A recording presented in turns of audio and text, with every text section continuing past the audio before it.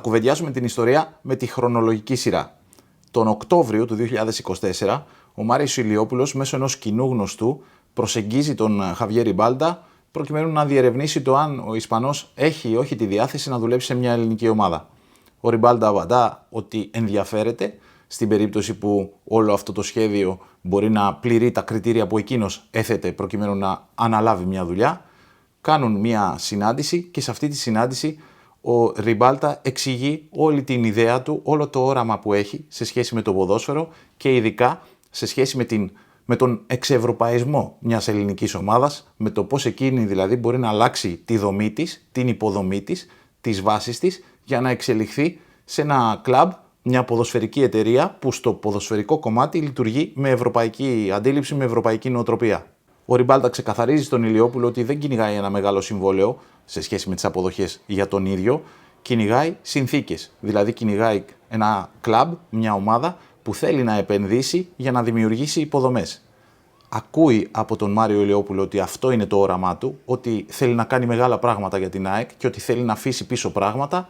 και κάπου εκεί βρίσκουν τον τρόπο να δουλέψουν μαζί. Ο Ριμπάλντα έρχεται Οκτώβριο στην Ελλάδα και όπως νομίζω και η κοινή λογική θα έλεγε, δηλαδή και κάποιος που δεν έχει την εμπειρία και την τεχνογνωσία, αντιλαμβάνεται ότι όταν μπαίνεις και έχει ξεκινήσει μια σεζόν, αυτό που πρέπει να κάνεις είναι να ακολουθήσεις αυτόν που είχε την ευθύνη μέχρι εκεί. Στην περίπτωση που συζητάμε, το Ματίας Αλμέιδα. Ακούει τον προπονητή σε σχέση με τις μεταγραφές του Ιανουαρίου, τον ακούει σε σχέση με όλες τις ανάγκες που έχει και εκμεταλλεύεται αυτό το διάστημα προκειμένου να εξοικειωθεί με την ΑΕΚ, να αρχίσει να καταλαβαίνει το πώς λειτουργούσε και όταν λέω με την ΑΕΚ αναφέρομαι στα σπάτα, δηλαδή στο ποδόσφαιρο, όχι στην εταιρική δομή που έχει η ΠΑΕΑΕΚ. Προσπαθεί λοιπόν να καταλάβει τι συμβαίνει εκεί, να καταγράψει τις ανάγκες και με βάση τις ανάγκες που βλέπει και το δικό του όραμα να δει ποια είναι τα επόμενα βήματα προκειμένου η ΑΕΚ να αρχίσει να λειτουργεί και να έχει και την υποδομή που εκείνος χρειάζεται, που εκείνος αντιλαμβάνεται ότι είναι απαραίτητη προκειμένου η ΑΕΚ να αρχίσει να αλλάζει το επίπεδό της. Όταν ακούς να τον περιγράφουν αυτοί που δουλεύουν μαζί του, κυρίως δηλαδή αυτοί που είναι στα σπάτα, καταλαβαίνεις ότι έχεις να κάνεις με έναν τύπο που είναι αιμονικός με την οργάνωση, με τον προγραμματισμό και με τη μέθοδο. Θέλει δηλαδή όλα να γίνονται με έναν τρόπο που να εγγυάται ότι σε αυτό όλο το σχέδιο θα υπάρχει μια εξέλιξη, θα υπάρχει η συνέχεια και πάντοτε θα υλοποιείται μια στρατηγική. Δηλαδή θα μπαίνουν στόχοι και όλοι όσοι εργάζονται εκεί προσπαθούν να πετύχουν αυτό το στόχο που έχει τεθεί εξ αρχής. Εξ αρχής ο Ριμπάλντα έχει αναλύσει στον Μάριο Ηλιόπουλο ότι η δική του ιδέα βασίζεται σε 3 πυλώνες. Δημιουργία ακαδημίας, θεαματική βελτίωση των συνθήκων εργασίας των ποδοσφαιριστών και σκάουτινγκ. Άρα τον πρώτο καιρό τον περνάει προκειμένου να δει πώς γίνεται να βελτιωθούν οι συνθήκες εργασίας, να αλλάξει ο χλωοτάπητας στο προπονητικό κέντρο των Σπάτων σε όλα τα γήπεδα, γιατί θεωρούσε ότι αυτό ήταν ένα μεγάλο πρόβλημα, να εμπλουτιστεί το γυμναστήριο των ποδοσφαιριστών, να δημιουργηθεί κουζίνα προκειμένου να τρώνε στο προπονητικό κέντρο και να τρέφονται όχι με προϊόντα catering, αλλά μέσα από την κουζίνα της ίδιας της ΑΕΚ, από τον σεφ της ΑΕΚ, που προσέχει και φροντίζει το πρωινό τους, το μεσημεριανό τους και άρα τους κόβει εντός εισαγωγικών την διέξοδο στα εστιατόρια για να τραφούν. Αλλάζει τις συνθήκες σε σχέση και με την εκγύμναση αλλά και σε σχέση με τη συντήρηση και την αποκατάσταση των ποδοσφαιριστών μετά από τους τραυματισμούς. Γίνονται πολύ μεγάλες επενδύσεις που δεν είναι ορατές δια γυμνού οφθαλμού, διότι ο Ριμπάλντα εντοπίζει τις ανάγκες και ο Μάριος Ηλιόπουλος ακούει τις ανάγκες αυτές και τις πληρώνει και πολύ ακριβά. Στείνει ένα δίκτυο σκάουτινγκ το πιο πολυμελές που είχε η ΑΕΚ, αλλά και με την περισσότερη τεχνολογία που είχε η ΑΕΚ για να μπορεί να κάνει σκάουτινγκ, γιατί σήμερα δεν είναι πόσους ανθρώπους έχεις μόνο, είναι και πόσες πλατφόρμες έχεις και πόσα λογισμικά για να υποστηρίξουν όλη αυτή τη δουλειά που θέλεις να κάνεις, για να σημαδέψεις με ακρίβεια τους ποδοσφαιριστές αφού τους έχεις φιλτράρει με όλα τα φίλτρα που κυκλοφορούν στην αγορά. Και συγχρόνως αρχίζει να χτίζει αυτό που ακόμα είναι σε εξέλιξη, δηλαδή τα βασικά βήματα για να δημιουργήσει η ΑΕΚ μια πραγματική ακαδημία και να παράξει, να φτιάξει ποδοσφαιριστές. Η κύρια ιδέα σε σχέση με την πρώτη ομάδα στο μυαλό του Ριμπάλντα ήταν ότι προκειμένου η ΑΕΚ να μπορεί να απαιτεί από τους ποδοσφαιριστές επαγγελματισμό, πρέπει να τους προσφέρει επαγγελματισμό. Δηλαδή να τους προσφέρει το καλύτερο χόρτο για να δουλέψουν, το καλύτερο γυμναστήριο για να προετοιμαστούν, τις καλύτερες συνθήκες στα ταξίδια τους, στις διαμονές τους, όλα αυτά που χρειάζεται να έχει μια ομάδα για να μπορεί να λέει ότι εκείνη στο κομμάτι του επαγγελματισμού συμπεριφέρεται στο κορυφαίο επίπεδο προς τους ποδοσφαιριστές και άρα περίπου αυτόματα να απαιτεί μέσα από τη δική της συμπεριφορά από τους ποδοσφαιριστές και όχι μόνο επειδή τους πληρώνει στην ώρα τους, να απαιτεί από εκείνους όχι απλώς έναν τυπικό συμβατικό επαγγελματισμό, αλλά το να δίνουν ό,τι παραπάνω έχουν προκειμένου να δίνουν πίσω αυτή την εμπιστοσύνη και αυτό το σεβασμό που τους δείχνει με όρους επαγγελματικούς η ΑΕΚ.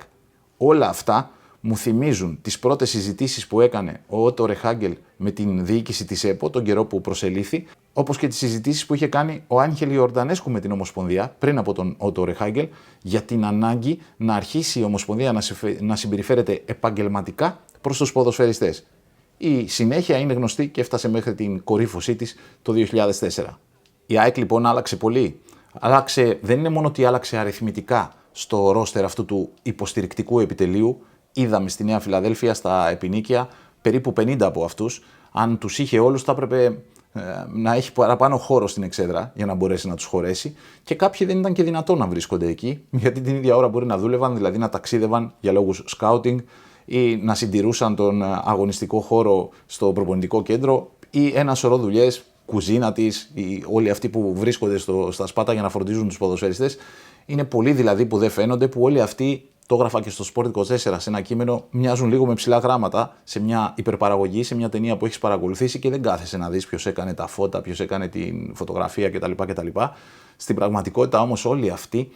αύξησαν τις πιθανότητες της ΑΕΚ να δουλέψει υπό όσο το δυνατόν καλύτερες συνθήκες για να φτάσει μέχρι εδώ, μέχρι την κατάκτηση του πρωταθλήματος. Γυρίζω πίσω στη διήγηση και πάμε στην άνοιξη του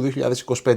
όταν ο Ριμπάλντα επιμένει προς τον Μάριο Ηλιόπουλο ότι ο Ματίας Αλμέιδα πρέπει να μείνει, να ολοκληρώσει το έργο του, να ολοκληρώσει τη σεζόν και η αλλαγή να είναι φυσική, δηλαδή να είναι μια αλλαγή πάνω στην κοινή κατανόηση του κόσμου, των media, της κοινής γνώμης δηλαδή και κυρίως των οπαδών της ΑΕΚ, ότι όλο αυτό ορίμασε και ήταν η ώρα να κλείσει αυτός ο κύκλος. Στο δικό μου μυαλό, και το έλεγα τότε, δεν το λέω μόνο τώρα, αυτό ήταν πάρα πολύ κρίσιμο για την ΑΕΚ. Να κλείσει δηλαδή με σεβασμό έναν πάρα πολύ επιτυχημένο κύκλο, γιατί αυτός ο προπονητής, ο Αλμέιδα, στα πρώτα 2 χρόνια παρουσίασε πολύ καλά πράγματα και κυρίως κατέκτησε ένα double. Και η ΑΕΚ έπρεπε να τον κλείσει σωστά αυτόν τον κύκλο. Και ο Ριμπάλντα είχε αυτή την αντίληψη, ότι η ΑΕΚ πρέπει να έχει μια φυσική αλλαγή στον προπονητή, όπως και συνέβη. Από τις πρώτες συζητήσεις που κάνει ο διευθυντής ποδοσφαίρου με το μεγαλομέτωχο, ο υποψήφιος για τον πάγκο είναι ένας. Και χωρίς πλαν B, χωρίς έναν δεύτερο υποψήφιο που στο μυαλό του διευθυντή ποδοσφαίρου ήταν μια εξίσου καλή επιλογή. Ο Ριμπάλντα έχει κολλήσει στον Νίκολιτς για πολλούς λόγους. Πρώτα απ' όλα γιατί ξέρει τη δουλειά του και την έχει παρακολουθήσει από τα χρόνια που βρίσκονταν να δουλεύουν σε ίδια πρωταθλήματα. Δεύτερον, γιατί στο βιογραφικό του Νίκολιτς έβλεπε κανείς παντού τίτλους. Τρίτον, επειδή τον αντιλαμβανόταν ως έναν πολύ καλό και πολύ ευέλικτο coach, ο οποίος μπορεί μέσα στη διάρκεια ενός παιχνιδιού να αλλάξει σχηματισμό, ρόλους, τοποθετήσεις των ποδοσφαιριστών μέσα στον αγωνιστικό χώρο, έναν προπονητή πρακτικό δηλαδή, που στο μυαλό του Ριμπάλντα αυτό είναι ένα γνώρισμα που έχουν οι προπονητές που τελικώς κάνουν καλή δουλειά σε διαφορετικά περιβάλλοντα, σε διαφορετικές χώρες. Επόμενος λόγος για να θέλει τον Νίκολιτς ήταν η καταγωγή του. Το γεγονός δηλαδή ότι ήταν γείτονας, ότι μπορούσε να μπει στην ελληνική κουλτούρα, μπορούσε να καταλάβει πώς νιώθουν, πώς σκέφτονται για την ομάδα τους και κυρίως τι σχέση έχουν με την ομάδα τους οι οπαδοί της ΑΕΚ. Άρα κάποιος που θα κέρδιζε χρόνο, θα κόβε λίγο δρόμο, παρότι δεν ήταν ένας Έλληνας προπονητής. Και μπόνους σε όλα αυτά, η σχέση που είχαν από πριν και το γεγονός δηλαδή ότι ο διευθυντής ποδοσφαίρου μπορούσε να ακουμπάει στο ότι θα συνεννοηθεί με τον προπονητή, θα ομονοήσουν, θα έχουν κοινούς στόχους, κοινή στρατηγική και όχι ο καθένας μια διαφορετική ατζέντα και άλλα πράγματα να λέει ο ένας, άλλα πράγματα να λέει ο άλλος. Ο προπονητής να πιέζει τον τεχνικό διευθυντή για μεταγραφές ή τη διοίκηση για μεταγραφές και να παίρνει απόσταση από το κλαμπ κτλ. Πράγματα που τα έχουμε δει πάρα πολλές φορές σε πάρα πολλές διαφορετικές ομάδες και όχι μόνο στην Ελλάδα. Οπότε στο μυαλό του Ριμπάλντα ο Νίκολιτς είχε το πακέτο. Το κρίσιμο εδώ είναι ότι υπάρχει ένας μεγαλομέτωχος ο οποίος αφενός εμπιστεύεται το στέλεχος που έχει πάρει, ένα στέλεχος βαρύ, για το οποίο έχει πληρώσει και πολλά λεφτά και πάνω του έχει επενδύσει ένα σωρό λεφτά με όλες αυτές τις αλλαγές που περιέγραφα προηγουμένως. Εμπιστεύεται λοιπόν το στέλεχος του. Κάνει το πρώτο face call με τον Μάρκο Νίκολιτς, πηγαίνει στο ραντεβού και όταν επιστρέφει από το ραντεβού, ο Μάριος Ηλιόπουλος λέει στο Ριμπάλντα: αυτός είναι ο προπονητής που πρέπει να πάρουμε. Αυτός είναι που θέλω να πάρουμε. Δεν επηρεάζεται από τον περίγυρό του, δεν επηρεάζεται από μια επικρατούσα αντίληψη ότι η ΑΕΚ πρέπει να βρει ένα μεγάλο όνομα, κάποιον που θα γεμίσει πολύ το μάτι του κόσμου, θα κερδίσει τις πρώτες εντυπώσεις κτλ. Κάνει μια δύσκολη επιλογή ο Ηλιόπουλος, πληρώνει λεφτά για να πάρει έναν προπονητή, πληρώνει και μεταγραφή, κόστος μεταγραφής, καθυστερεί να έρθει στην Ελλάδα ο Νίκολιτς, μεγαλώνει πολύ ο εκνευρισμός εκείνο τον καιρό και ο συνήθις Έλληνας ιδιοκτήτης εκεί ταρακουνιέται, ακούει και τους γύρω-γύρω και λέει: τι είναι αυτό, φέρε μου έναν άλλον, φέρε μου έναν πιο γνωστό, φέρε μου έναν με πολύ βαρύ βιογραφικό, διάσημο κτλ. Ο Ηλιόπουλος δεν κάνει αυτό. Εμπιστεύεται το Ριμπάλντα που του λέει: μην ανησυχείς, ο Νίκολιτς θα έρθει. Εμπιστεύεται την ίδια την επιλογή, κρίνοντας και από τα όσα εκείνος κατάλαβε, μολονότι όπως πολλές φορές έχει πει δεν το κατέχει το ποδόσφαιρο, από όσα κατάλαβε σε σχέση με την νοοτροπία, με τις αντιλήψεις, με την ηγεσία, με όλα αυτά τα χαρακτηριστικά που έχει ο Νίκολιτς και του τα μεταδίδει μέσα από μια κοινή συναναστροφή που είχαν στο Βελιγράδι. Άρα, και επειδή πολλές φορές το έλεγα και στη διάρκεια της σεζόν,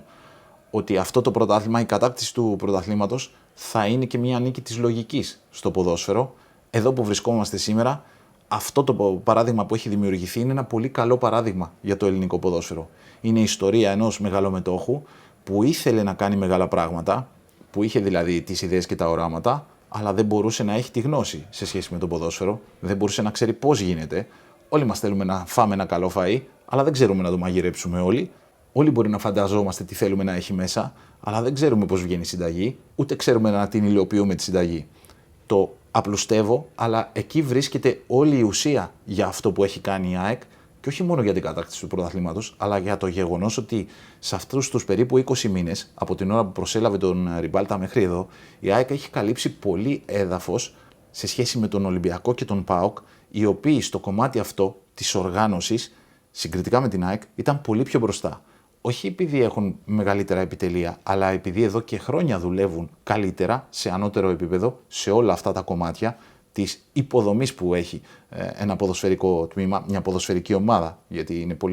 ακούγεται πολύ μικρό το ένα ποδοσφαιρικό τμήμα, με συνέπεια, ακριβώς επειδή δουλεύουν χρόνια, να έχουν εξελιχθεί, να έχουν αναπτυχθεί, να έχουν βελτιωθεί, να έχουν οριμάσει όλα αυτά τα μοντέλα που λειτουργούν εσωτερικά στις ομάδες και στο δίκτυο των ακαδημιών τους. Και γι' αυτό το λόγο είναι σε πολύ πιο προχωρημένα στάδια συγκριτικά με την ΑΕΚ. Χρειάστηκε λοιπόν ένας μεγαλομέτωχος με όραμα που δεν είχε μόνο το όραμα, αλλά είχε και την αποφασιστικότητα να τα βάλει τα λεφτά για να το υλοποιήσει το όραμα, χωρίς εγγύηση, δηλαδή επένδυσε στον Ριμπάλντα, όχι μόνο σε σχέση με το μισθό του, αλλά και σε σχέση με όλα αυτά που περιέγραψα, τα οποία έχουν κόστος και δεν έχουν show-off, έχουν κόστος και δεν έχουν εντυπώσεις. Το αγόρασα καλύτερα μηχανήματα για την αποκατάσταση των ποδοσφαιριστών ή καλύτερα όργανα γυμναστικής για το γυμναστήριο ή έφτιαξα κουζίνα και πήρα σεφ, δεν έχουν πολύ δημοσιότητα, δεν έχουν πολύ διαφήμιση, δεν έχουν πολύ επίδειξη. Και όλα αυτά ο Ηλιόπουλος τα έκανε γιατί εμπιστευόταν ένα στέλεχος που το πήρε για αυτό το λόγο, το προσέλαβε για αυτό το λόγο, ο οποίος του έλεγε: μάγκα μου, αυτά είναι ικανή και αναγκαία συνθήκη για να αλλάξει το επίπεδο της ΑΕΚ, ακόμη και αν αυτό δεν αποτυπωθεί αμέσως σε τίτλους. Η ιστορία λοιπόν λέει ότι ένας μεγαλομέτωχος που είχε τα μεγάλα όνειρα βρήκε αυτόν που μπορούσε να του τα κάνει λιανά αυτά τα όνειρα και που μπορούσε να του δείξει ότι μέσα από αυτά τα όνειρα μπορεί να δημιουργείται μια δυναμική που θα αποτυπωθεί και στα αποτελέσματα της πρώτης ομάδας. Τον εμπιστεύτηκε, τον άφησε να επιλέξει τον προπονητή, τον άφησε να κάνει μια σειρά από επιλογές επαγγελματιών, του έδωσε τον χρόνο και ακόμη και στην διάρκεια της σεζόν, στο ένα κρίσιμο διάστημα του φθινοπόρου, εκεί μετά τις 2 ήττες στα ντέρμπι, και σε ακόμη ένα διάστημα μέσα στο χειμώνα, όταν η ΑΕΚ έκανε μια κοιλιά με όρους αγωνιστικούς, με όρους απόδοσης και πάλι υπήρχαν κουβέντες σε σχέση με το αν τα έκανε καλά τα πράγματα ή όχι στις μεταγραφές, μπλα μπλα μπλα, ο Ηλιόπουλος ποτέ δεν στρέσαρε με την κακή έννοια τον προπονητή ή τον διευθυντή ποδοσφαίρου ή γενικότερα το ποδοσφαιρικό τμήμα και τους άφησε να δουλέψουν με τον τρόπο τους. Αυτή όλη η ιστορία δείχνει ότι ο Έλληνας μεγαλομέτωχος αρχίζει να κερδίζει τη στιγμή που αντιλαμβάνεται ότι δεν κατέχει όλη τη γνώση και την επιμόρφωση και την εμπειρία που χρειάζεται να έχει κάποιος για να παίρνει καλές αποφάσεις και τεκμηριωμένες αποφάσεις μέσα στο ποδόσφαιρο. Και επειδή μέχρι εδώ δεν έχει λειτουργήσει σαν τυπικός Έλληνας ιδιοκτήτης που κάντε μου 2 μεγάλες μεταγραφές, να κάνω μπαμ, να τρέχει ο κόσμος στο αεροδρόμιο και λεφτά μεταγραφών τα έδωσε για να κάνει ακαδημία, να αλλάξει το χλωτάπιτα, να φτιάξει γυμναστήριο κτλ. Γι' αυτό έχει καταφέρει έχει αγοράσει μάλλον το δικαίωμα να κοιτάζει πίσω και να λέει σε αυτό το διάστημα των περίπου 20 μηνών η ΑΕΚ άλλαξε και πλησίασε τους ανταγωνιστές της και κυρίως, γιατί αυτό είναι το κρίσιμο, αρχίζει να εξευρωπαίζεται και άρα να δημιουργεί για τον εαυτό της την αισιοδοξία ότι θα μπορεί μακροπρόθεσμα να έχει συνέχεια, όχι να παίρνει κάθε χρόνο τον τίτλο, αλλά να είναι ανταγωνιστική μέσα στο χόρτο την ίδια ώρα που και εταιρικά θα αρχίσει να βγάζει νόημα και να βλέπει σημάδια απόσβεσης μιας επένδυσης. Και τι θα κάνουν τώρα ο Ριμπάλτα με τον Νίκολιτς, πώς οραματίζονται την ΑΕΚ της νέας σεζόν. Όχι με το συνήθι ελληνικό τρόπο. Είναι πιθανό να παίξουμε στο Champions League, πάμε να πάρουμε πασίγνωστα ονόματα, να δημιουργήσουμε εντυπώσεις ότι αναβαθμιζόμαστε, να κερδίσουμε τις εντυπώσεις του καλοκαιριού κτλ. Αυτό που έχουν στο μυαλό τους είναι να συνεχίσουν στα επόμενα βήματα του πλάνου τους. Να αποκτήσουν ποδοσφαιριστές που θα φέρουν αναβάθμιση, να φτιάξουν ένα σύνολο που θα είναι ανταγωνιστικό για την επόμενη σεζόν και θα στοχεύσει πάλι στην κατάκτηση του πρωταθλήματος, στο να μάχεται για να κατακτήσει το πρωτάθλημα και όχι να ξεφουσκώσει. Μια ομάδα που θα δημιουργεί την αίσθηση και στην ευρωπαϊκή αγορά ότι είναι ικανή να φτιάξει ποδοσφαιριστές ή να αλλάξει υπεραξίες σε ποδοσφαιριστές. Άρα οι μεταγραφές μπορεί και τούτη τη φορά να μην είναι ελκυστικές στο πρώτο γκουγκλάρισμα ή στους followers του Instagram, να πρόκειται δηλαδή για κινήσεις συμβατές με το πλάνο που έχουν φτιάξει αυτοί οι δυο και όχι με το πλάνο του να κερδίσουμε τις εντυπώσεις στις μεταγραφές. Προφανώς ο μεγάλος στόχος μιας μεγάλης ομάδας είναι να κατακτά το πρωτάθλημα και μέσα από την κατάκτηση του πρωταθλήματος κερδίζει πάρα πολλά, όχι μόνο τα εμπορικά έσοδα που έχει ή το δικαίωμα να παίξει σε καλύτερη ευρωπαϊκή διοργάνωση, γράφει ιστορία, κερδίζει κόσμο, αυγατίζει οπαδούς και όλα αυτά προφανώς είναι πάρα πολύ κρίσιμα και είναι ενδεχομένως και αντικείμενο μιας άλλης συζήτησης. Σε σχέση με το ποδόσφαιρο όμως, αν με ρωτάτε τι είναι πιο σημαντικό από όσα έχουν συντελεστεί στη διάρκεια των 20 μηνών, είναι όλη αυτή η αλλαγή, η μεταμόρφωση της ΑΕΚ στο ποδοσφαιρικό κομμάτι σε μια ομάδα που λειτουργεί με ευρωπαϊκή αντίληψη, που έχει οργάνωση, που έχει μεθοδικότητα, που έχει προγραμματισμό, που έχει εξέλιξη και που διαρκώς δουλεύει με στρατηγική πάνω σε ένα πλάνο που έχει συγκεκριμένους στόχους. Άρα, η κυρίαρχη προσωπικότητα στο πρωτάθλημα που κατέκτησε η ΑΕΚ είναι ο Μάρκο Νίκολιτς. Η κυρίαρχη προσωπικότητα σε σχέση με όλες αυτές τις αλλαγές που έχουν συντελεστεί στην ΑΕΚ είναι ο Χαβιέρ Ριμπάλντα. Και η κυρίαρχη μορφή είναι ένας ιδιοκτήτης ο οποίος αποφάσισε να εμπιστευτεί τους κανονικούς του ποδοσφαίρου. Μέχρι την επόμενη φορά, να είστε καλά.